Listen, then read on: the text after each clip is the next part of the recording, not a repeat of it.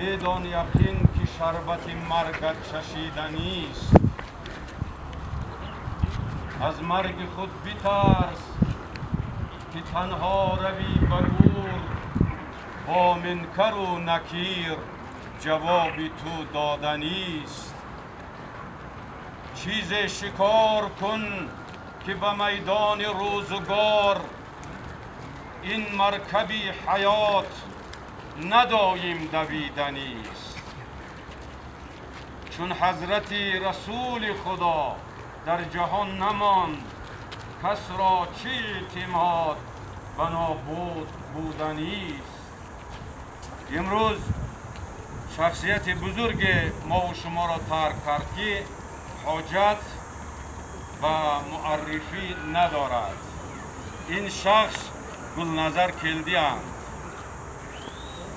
با مجرد این نام گرفتن با یاد کس دیار ارجمند ما، به بخت ما سری عزیزی تو بلند و باد. سعادتی تو دولتی تو بگزند باد. زیدوری زمانه ها رسیده ایم، و زیر پرچمی تو صف کشیده ایم.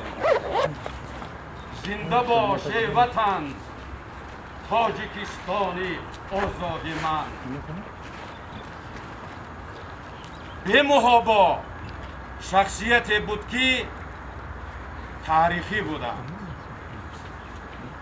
بیشتر یک صحبت بالای قبر بزرگان داشتیم.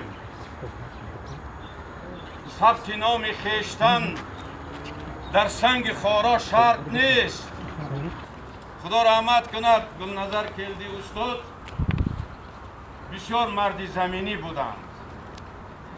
از نام همه شما اینجا پیش تبار حضور دارد اظهار تسلیت میکنیم. از نام همه یار و دوستان رفیقان اینجا حضور دارند و از نام اهل خانواده اظهار منتدارگی میکردیم که خداوند به قدم‌های ماندگیتون شما را ثواب‌ها در نامه‌های اعمالتان نوشته بگرداند. وقت زیادی شما را نمیگیریم، تنها دعا میکردیم از زبان شیخ سعدی که تو هستی در دو عالم ناگزیرش، با فضلت دست گیر ای دست گیرش.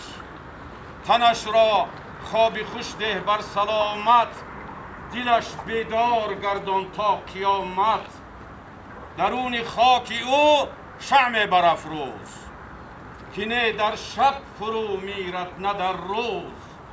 اگر گرد است از دنیای ظلمت، بیشو از او به یک باران رحمت. ز اسم آن بهشتی جاویدانی، در برگورشان کن میتوانی. کفن در بر حریم جان بگردان، لحد کن مرغزار بر تن و جان. کفی خاک است چو خاکش تیره داری، مگردان زیر خاکش خاکساری. چو در بستند با او از خاک و خیشتش، در بگشای بر او از بهشتش. پروردگارا قبر استاد گلنظر کلدی باغ از باغهای جنت باشد. آمین. عادتاً از عادتهای پیغمبر اکرم، از سنتهای پیغمبر خدا بود که مرده ها را می آوردن. جناب پیغمبر پرسان میکرد آیا یگان معامله از او باقی مانده است یا نه؟ امروز هم به همون سنت پرسان میکنیم اگر یگان معامله باقی مانده باشد، فرزندان وارثان اینجا ایستادند، لیکن خیال میکنم که وارثی او تمام ملت تاجیک است. ما تو قرض داریم ایو. حق الله نماز روزه سایر عبادات خدای ناکرده در گردنش مانده باشد، چو دریای رحمت تلاطم کند، گناه صاحبی خویش را گم کند. خدا رحمت و مغفرت شایسته جنت بگرداند. خیر، نماز جنازه را میخوانیم با اجازه شما. باز اینا از نام همه یار و دوستان و پیشتبار و رفیقان و همکاران استاد شما را اظهار تسلیت در صف نماز جنازه با نیت باشه بچه ها. با اجازتان فاصله را نگاه بداره بچه ها، در کدام معرکه هایی که نباشید فاصله را نگاه بدارید. تقاضای وقت همین است. با نیت باشید.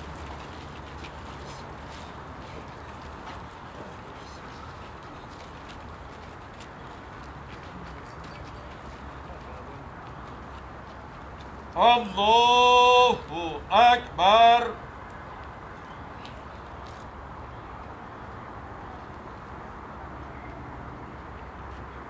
الله اکبر.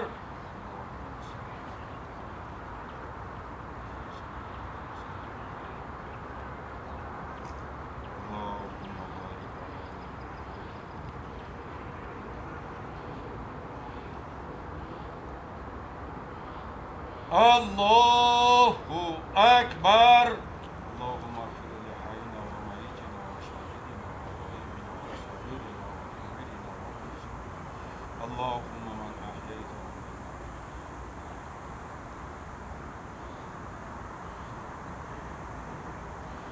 الله اکبر. السلام عليكم ورحمة الله. السلام عليكم ورحمة الله. ربنا آتنا في الدنيا حسنة وفي الآخرة حسنة وقنا عذاب النار. من تابوت میبردارم مرحمت کنید. ربنا آتنا في الدنيا حسنة وفي الآخرة حسنة وقنا عذاب النار. مردم بسیاری اونجا نروید، خواهش میکنم.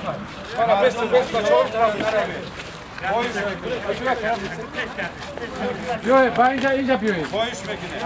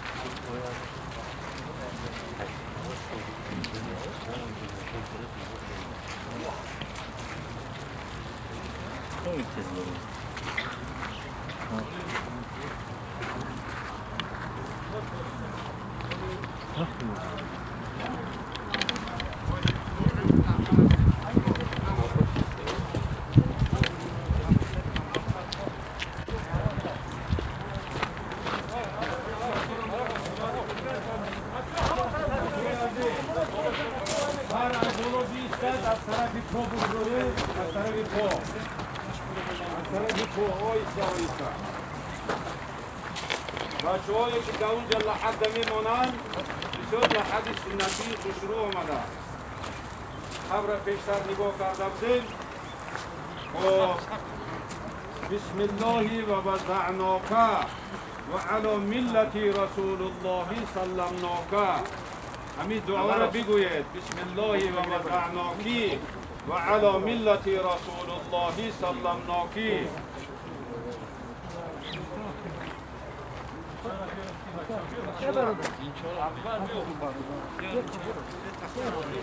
این طرف برابر اون طرف اون مرموز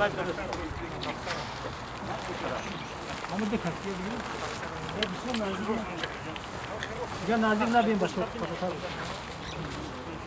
اینجا بچه پیش بریم اینجا پیشم بدن دیگه رو دور بستیم الله و وضعناک و علی ملت رسول الله سلمناک. این دعا را در وقتی جسد در خانه قبر ماندن میگوید.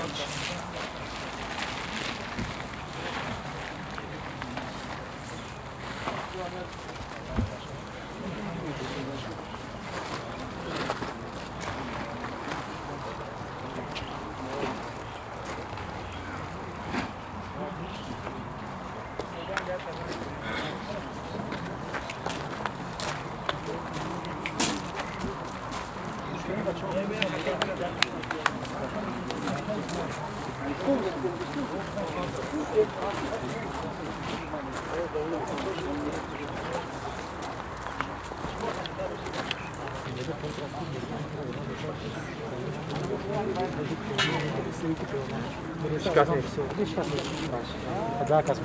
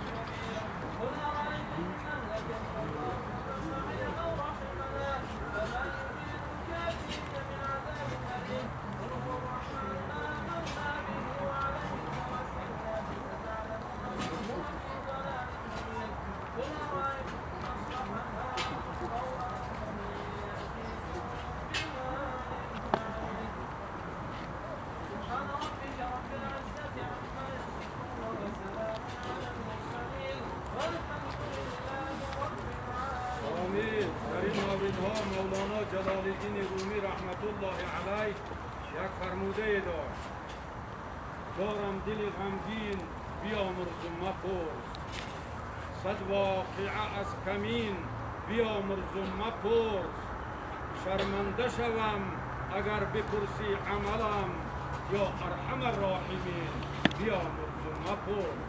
قبر استاد الها پر نور باشد، چراغان باشد، صبر جمیل اقارب او، فرزندان برادران را خدا نصیب بکنه و همو ثواب‌های وعدگی که فراتین ثواب گفتن جناب پیغمبر. یک آدم نماز جنازه را میخونه، اومده اظهار تسلیت میکند، دفن میکند، مثل جبلین عظیمین ثواب میگیرد. همو ثواب خدا در نامه‌های اعمالتون نوشته بگرداند.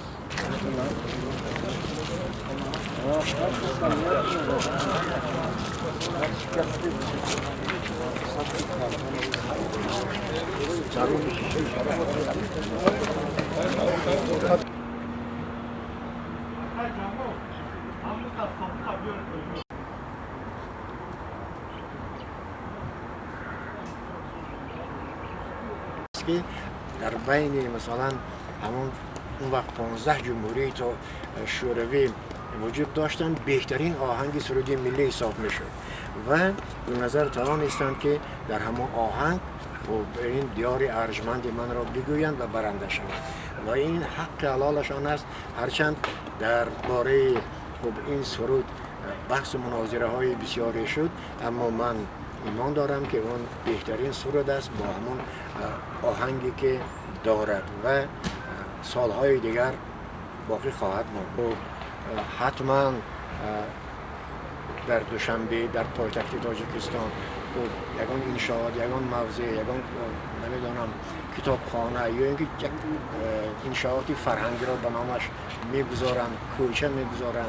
البته هر یک شاعر نویسنده مخصوصا شاعر شعر چاپ نشدگی دارد و بنابراین از فرزنداشون باید پرسید که خب حتما این چیز هست. زیرا شاعر عادتا شعری که می نویسد پگش مرده چاپ نمیکند، بعد بعضی ها هستن که 1 سال نگه میدارن گشت تحریر میکنن. بنابر همین اونا دستنویس هاشون باید دید، حتما دارن و اون چیزها را حتما باید به چاپ رسد. زیرا حاضر گلنظر در دوران بسیار هم کمالاتشان بوده و بهترین شعرهاشون هم میگفتن. بنابر همین آثار بازماندهشان حتما به چاپ باید رسد. سالهای وقتهای آخر شعرهای بسیار هم مختصری مثلا از 2 بیت از 3 بیت عبارت می نویستن و این چیزها در همین هفتهوار ادبیات و صنعت چاپ شده بود، به همین نزدیکی هم چاپ شده بود. بنابر همین بسیار هم به مختصرگویی گذاشته بودن و این چیزها با سال میگوید، چون که حکمت باید وقتی که مختصر میگویی یا که یک منظر رو همچنان مختصر تصویر باید کرد که در خاطر جاودانه ماند و این نوع شعر بسیار مشکل است و تنها در حالت رسیدن به درجه کمالات بهترین چیزها را گفتن ممکن است که شعرهای گلنظر نمونه همین بوده، شعرهای برکمال عالی جناب بوده.